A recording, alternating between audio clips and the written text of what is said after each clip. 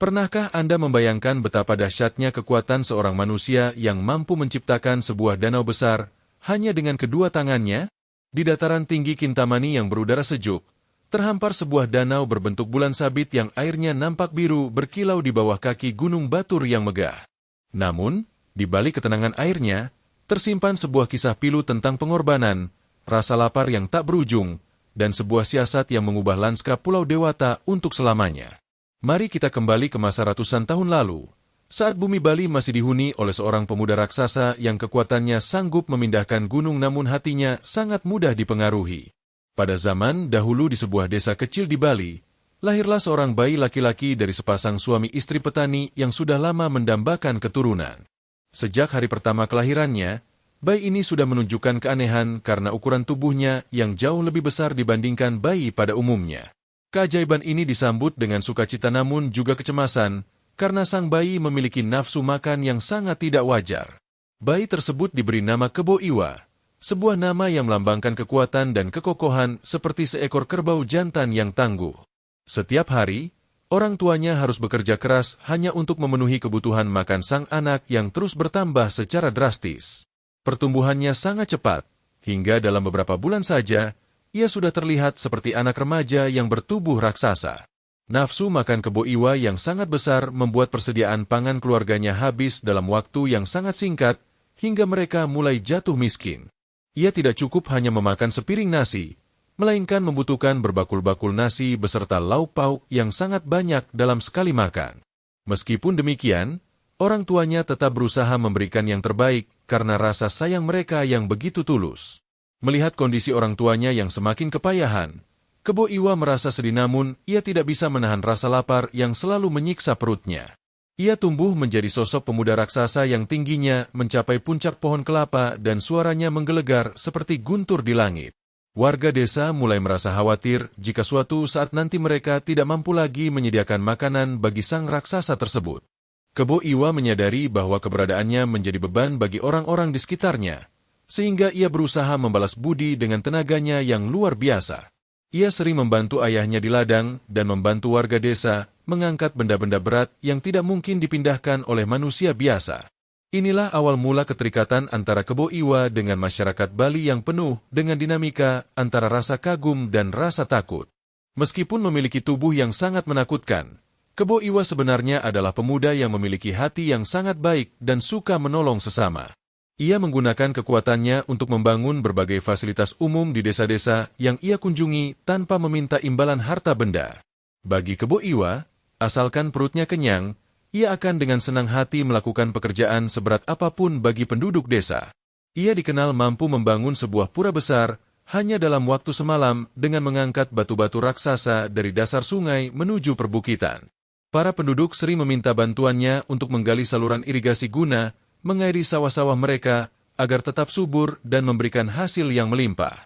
Atas bantuan jasanya, masyarakat setempat selalu berusaha mengumpulkan makanan dari setiap rumah untuk diberikan kepada sang raksasa sebagai tanda terima kasih. Kebo Iwa sering dianggap sebagai pelindung bagi wilayah Bali dari ancaman gangguan makhluk jahat atau serangan dari pihak luar yang ingin menguasai pulau tersebut. Kekuatan fisiknya yang luar biasa didukung oleh kesaktian batin yang konon didapatkan setelah ia menerima ridho dari para dewa penjaga alam. Namanya pun semakin terkenal hingga ke pelosok negeri sebagai sosok empu yang mahir dalam membangun struktur bangunan dari batu-batu besar. Kebaikan hati Kebo Iwa membuat banyak warga yang tadinya takut mulai merasa nyaman dan menganggapnya sebagai bagian dari keluarga besar mereka. Ia sering terlihat duduk bersantai di pinggir desa sambil berbincang dengan anak-anak kecil yang nampak sangat mungil jika dibandingkan dengan jempol kakinya. Kedamaian nampak terjaga dengan baik selama perut Kebo Iwa tetap terisi penuh oleh sumbangan makanan dari para penduduk yang dermawan.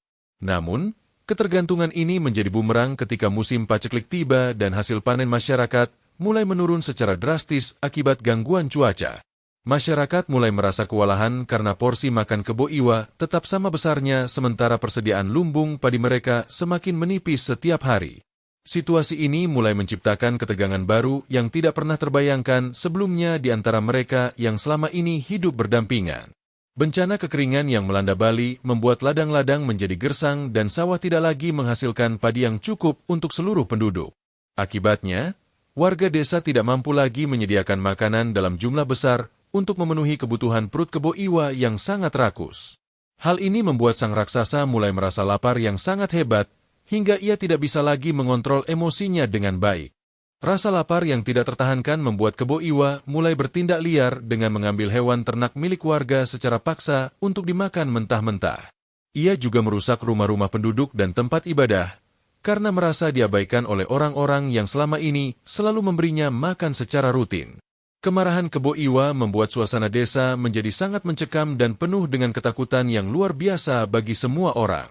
Penduduk desa merasa sangat terpukul melihat perubahan perilaku Kebo Iwa yang sebelumnya sangat lembut kini berubah menjadi ancaman nyata bagi keselamatan mereka. Mereka tidak berani melawan secara langsung karena tahu bahwa satu sentuhan tangan Kebo Iwa saja sudah cukup untuk menghancurkan sebuah bangunan permanen. Segala upaya perdamaian yang dilakukan oleh para tetua desa seolah tidak membuahkan hasil karena perut Kebo Iwa sudah benar-benar kosong. Kebo Iwa merasa bahwa Allah sedang menguji kesabarannya melalui rasa lapar yang sangat menyiksa ini, hingga ia kehilangan arah hidup yang benar. Ia merasa dikhianati oleh penduduk desa yang dianggapnya tidak lagi peduli pada nasibnya setelah ia banyak membantu pembangunan di masa lalu. Padahal, warga desa sendiri sedang berjuang untuk bertahan hidup di tengah krisis pangan yang melanda seluruh wilayah Pulau Bali saat itu. Kekacauan ini memaksa para pemimpin adat dan warga untuk berkumpul secara rahasia guna mendiskusikan bagaimana cara mengatasi ancaman besar yang datang dari sang raksasa. Mereka menyadari bahwa Kebo Iwa tidak boleh dibiarkan terus mengamuk karena bisa menghancurkan seluruh peradaban yang telah mereka bangun dengan susah payah. Disinilah muncul sebuah rencana yang sangat licik untuk menyingkirkan Kebo Iwa demi keamanan dan kedamaian jangka panjang. Para tetua desa kemudian mendatangi Kebo Iwa dengan membawa sisa-sisa makanan terakhir yang mereka miliki sebagai bentuk permohonan maaf atas kelalaian mereka. Mereka berbicara dengan nada yang sangat ramah dan menjanjikan bahwa mereka akan memberikan makanan yang jauh lebih melimpah jika Kebo Iwa bersedia membantu satu tugas terakhir. Kebo Iwa yang memang pada dasarnya berhati polos segera memaafkan mereka dan setuju untuk mendengarkan permintaan warga. Penduduk desa meminta Kebo Iwa untuk menggali sebuah sumur yang sangat dalam guna mendapatkan sumber air bagi sawah-sawah yang sedang mengalami kekeringan hebat. Mereka meyakinkan sang raksasa bahwa jika sumur itu berhasil mengeluarkan air yang banyak, maka padi akan tumbuh subur dan makanan baginya tidak akan pernah habis lagi. Janji akan ketersediaan makanan yang tak terbatas ini membuat mata Kebo Iwa berbinar penuh dengan harapan baru. Tugas yang diberikan adalah menggali lubang yang sangat besar di tengah daratan tinggi yang tanahnya dikenal sangat keras dan sulit untuk ditembus manusia. Kebo Iwa tanpa ragu sedikit pun mulai bekerja menggunakan tangannya yang kokoh untuk mengeruk tanah sedikit demi sedikit dengan kekuatan penuh. Ia bekerja siang dan malam dengan semangat yang membara, karena membayangkan piring-piring besar berisi makanan lezat yang akan ia santap nanti. Sambil bekerja, Kebo Iwa senantiasa berdoa memohon agar usahanya ini mendapatkan ridho dari Sang Pencipta agar air segera muncul dari dalam bumi. Penduduk desa terus memberikan dukungan moral dari kejauhan sambil tetap menyiapkan rencana selanjutnya yang jauh lebih gelap di balik senyuman mereka. Setiap bakul makanan yang diberikan kepada Kebo Iwa selama ia bekerja sebenarnya adalah umpan agar ia terus menggali lebih dalam lagi. Lubang yang digali oleh Kebo Iwa semakin lama semakin besar, hingga menyerupai sebuah lembah yang sangat dalam dan luas di kawasan Kintamani tersebut. Tanah hasil galiannya ditumpuk secara rapi di samping lubang, hingga membentuk sebuah gundukan tanah yang sangat tinggi seperti sebuah gunung yang baru. Tanpa disadari oleh sang raksasa, ia sebenarnya sedang menggali kuburannya sendiri yang disiapkan oleh orang-orang yang pernah ia bantu. Setelah berhari-hari bekerja tanpa istirahat yang cukup, Kebo Iwa mulai merasakan kelelahan yang sangat luar biasa pada seluruh otot tubuhnya yang besar. Lubang sumur yang ia gali kini sudah sangat dalam hingga cahaya matahari, hampir tidak sampai ke dasar lubang tempat ia berdiri saat itu. Ia memutuskan untuk beristirahat sejenak sambil menunggu kiriman makanan besar yang dijanjikan oleh para penduduk desa di atas sana. Melihat Kebo Iwa yang mulai memejamkan mata karena kelelahan, para penduduk desa mulai menjalankan bagian terakhir dari rencana jahat mereka secara diam-diam. Mereka telah mengumpulkan ribuan bakul berisi batu kapur yang telah disiapkan secara khusus sejak beberapa hari yang lalu dari wilayah pesisir. Secara serentak, mereka mulai melemparkan batu-batu kapur tersebut ke dalam lubang tempat Kebo Iwa sedang tertidur dengan sangat lelapnya. Ribuan ton batu kapur jatuh menghujani tubuh sang raksasa yang tidak menyadari bahwa maut sedang mengintai di sela-sela waktu istirahatnya yang singkat itu. Kapur yang terkena air di dasar sumur mulai menimbulkan reaksi kimia yang sangat panas dan mengeluarkan asap putih yang sangat pekat di dalam lubang.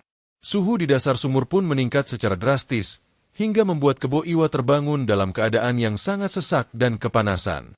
Kebo Iwa mencoba untuk bangkit, namun tumpukan kapur yang bercampur dengan tanah galian mulai menimbun tubuhnya dengan sangat cepat dan kuat sekali. Ia merasa sangat terkejut melihat warga yang selama ini ia cintai kini berdiri di tepi lubang sambil terus melemparkan benda-benda berat ke arahnya.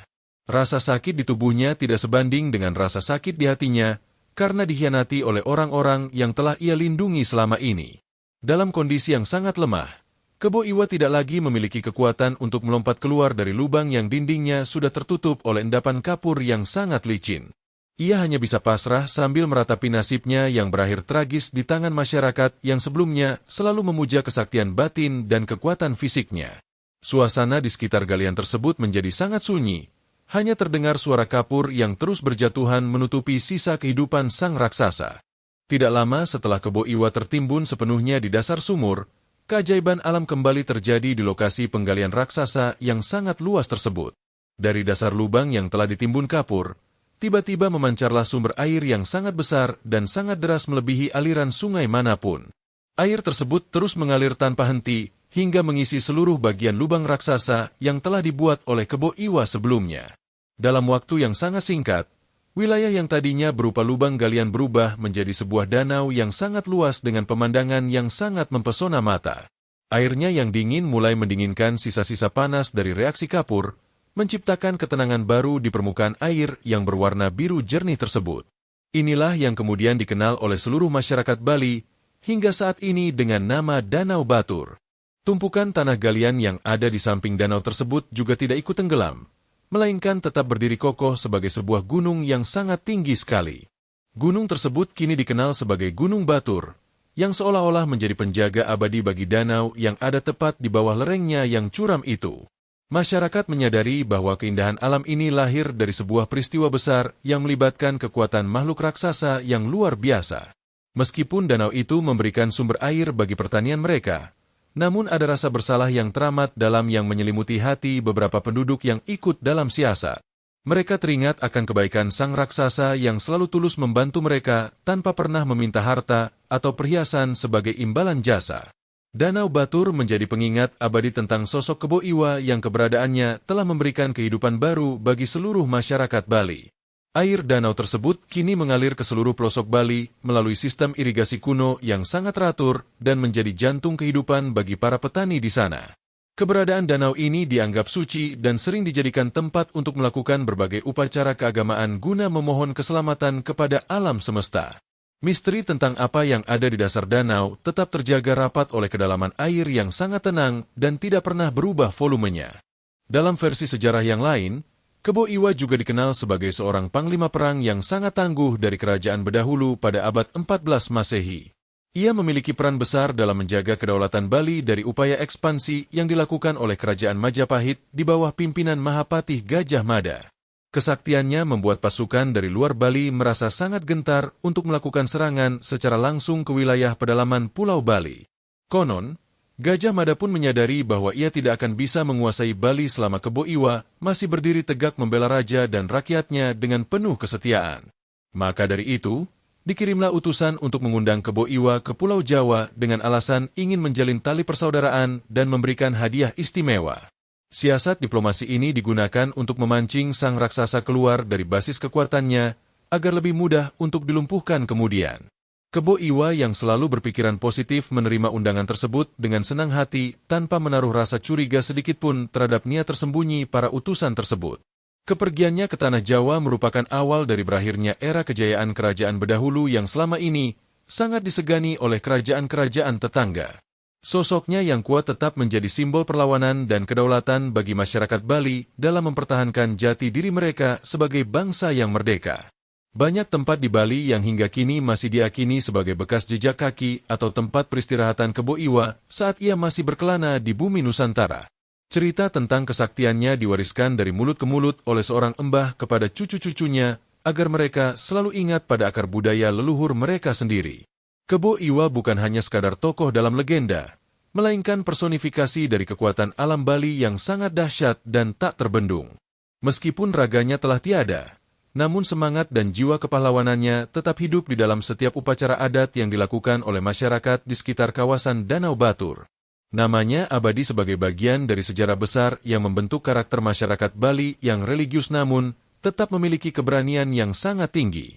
Kenangan akan sang raksasa tetap harum meskipun ribuan tahun telah berlalu sejak kepergiannya yang penuh dengan teka-teki sejarah yang rumit. Kisah legenda Danau Batur mengajarkan kita semua tentang pentingnya menghargai kejujuran dan tidak memanfaatkan kebaikan orang lain demi kepentingan pribadi yang sempit.